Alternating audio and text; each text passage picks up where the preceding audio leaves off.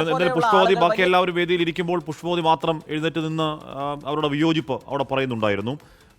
പരാതി നൽകിയ ശ്രീ ദിനു വിവരിച്ചിരുന്നു. ശ്രീ ദിനുവിന്റെ പരാതിയിലെ പ്രധാന ഭാഗത്തിൽ പറയുന്നത് പ്രസ്താവനയിലൂടെ അടൂർ ഗോപാലകൃഷ്ണൻ SC/ST വിഭാഗത്തിലെ മുഴുവൻ അംഗങ്ങളെയും പൊതുവായി കുറ്റവാളികളോ കള്ളന്മാരോ അഴിമതി ചെയ്യാൻ സാധ്യതയുള്ളവരായി ചിത്രീകരിക്കുന്നു. ഇത് SC/ST ആക്ടിന്റെ എന്താണ് സെക്ഷൻ 3(1) പറയുന്നു. അടുത്തത് SC/ST വിഭാഗത്തിൽ നിന്നുള്ളവർ സർക്കാർ പദ്ധതികളിൽ നിന്ന് നൽകുന്ന പണം എടുത്തു കൊണ്ടുപോകുക എന്ന നിലയിൽ take the money and run എന്ന രീതിയിൽ ചിത്രീകരിക്കുന്നത് പ്രശ്നമാണെന്നും. അപ്പോൾ എന്തുകൊണ്ടാണ്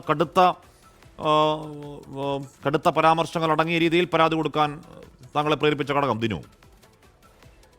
ഡോക്ടർ ബി ആർ അംബേദ്കർ പറഞ്ഞിട്ടുള്ള ഒരു കാര്യം, നമ്മളോട് ചെയ്യുന്ന അനീതി നമ്മളെങ്കിലും മനസ്സിലാക്കിയില്ലെങ്കിൽ നമ്മൾ മണ്ടന്മാരാണെന്ന് പൊതുസമൂഹം ധരിക്കില്ല എന്ന് ഡോക്ടർ ബി ആർ അംബേദ്കർ പറഞ്ഞിട്ടുണ്ട്. ഇവിടെ ഏതൊരു വ്യക്തിക്കും ഏതൊരു സ്കീമിനകത്തും വരുത്തേണ്ട മാറ്റങ്ങളെ കുറിച്ച്, അല്ലെങ്കിൽ ഒരു പക്ഷേ ഒരു സ്കീം മോഡിഫൈ ചെയ്യുന്നതിനെ കുറിച്ച്, ഏതെങ്കിലും വ്യക്തികൾ സിസ്റ്റം കളവോ കറപ്ഷനോ ചെയ്യുന്നതിനെ കുറിച്ചൊക്കെ പറയാനുള്ള ആവിഷ്കാര സ്വാതന്ത്ര്യം എല്ലാ മനുഷ്യർക്കുമുണ്ട്. അങ്ങനെ ആര് പരാമർശങ്ങൾ നടത്തിക്കഴിഞ്ഞാലും അത് സതുദ്ദേശപരമാണ്. ഇവിടെ കേവലം പരിശീലനം കൊടുക്കുക എന്ന് പറഞ്ഞതിനെയല്ല ഞാൻ പ്രശ്നവൽക്കരിച്ചിട്ടുള്ളത്. മറിച്ച് SC/ST ഉള്ള ഒരു വിഭാഗത്തിന് പണം കൊടുക്കുമ്പോൾ അതുവഴി അഴിമതി ഉണ്ടാക്കാൻ ഒരു വഴിയാണ് സർക്കാർ ഉണ്ടാക്കുന്നത് എന്ന് അടൂർ ഗോപാലകൃഷ്ണൻ പറഞ്ഞെങ്കിൽ അതിനുള്ള തെളിവ് അടൂർ ഗോപാലകൃഷ്ണൻ കൊണ്ടുവരേണ്ടതായിട്ടുണ്ട്. സർക്കാരിന്റെ ഏത് പദ്ധതികൾക്കകത്ത് പണം കൊടുത്തിട്ടാണ് SC/ST വിഭാഗക്കാർ ഒരു വിഭാഗം എന്ന നിലയിൽ അതിനെ ദുരുപയോഗം ചെയ്തതെന്നും, അങ്ങനെ ദുരുപയോഗം ചെയ്ത ചരിത്രമുണ്ടെങ്കിൽ അദ്ദേഹം പറയുന്നത് ശരിയാണ്. അഴിമതി ഉണ്ടാകാൻ SC/ST-കാർക്കൊക്കെ പൈസ കൊടുക്കുമ്പോൾ അഴിമതി ഉണ്ടാകാനുള്ള സാധ്യതയുണ്ട്. പക്ഷെ അത് തെളിയിക്കേണ്ട ഉത്തരവാദിത്തം കൃത്യമായി അദ്ദേഹത്തിനുണ്ട്. രണ്ടാമത്തെ കാര്യം എന്ന് പറയുന്നത്, ഒരു വ്യക്തിക്ക് പബ്ലിക് ഫണ്ട് ഉപയോഗിക്കുന്നതിന് ബോധമില്ല എന്നുള്ളത് നമുക്ക് പറയാൻ വേണ്ടി പറ്റും. ഒരുപക്ഷെ ആ വ്യക്തിയുടെ മുൻകാല സ്വഭാവം വെച്ചുകൊണ്ട് നമുക്ക് പറയാൻ വേണ്ടി പറ്റും. പക്ഷെ എങ്ങനെയാണ് ഒരു സമുദായത്തിന് കൊടുക്കുന്ന ഫണ്ടിനകത്ത് ആ സമുദായത്തിലെ അപ്ലിക്കൻസ് ആയിട്ടുള്ള വ്യക്തികൾക്ക് പണം എടുക്കും, അത് തരും, അത് എടുത്തു കൊണ്ടുപോയി പണം എടുക്കാം എന്നാണെന്നും, ആ വ്യക്തികളെ SC/ST വിഭാഗത്തിലെ വ്യക്തികളെ പബ്ലിക് ഫണ്ടാണെന്നും ജനങ്ങളുടെ കരം പിരിച്ച പണമാണ് ഈ ചിലവാക്കുന്നതെന്ന് മനസ്സിലാക്കിപ്പിക്കണമെന്നും ഒരു വിഭാഗത്തിനെ മാത്രം മനസ്സിലാക്കിപ്പിക്കണം എന്ന് പറയുന്നത് എന്തൊരു അട്രോഷ്യസ് ആയിട്ടുള്ള ഒരു സ്റ്റേറ്റ്മെന്റ് ആണ്.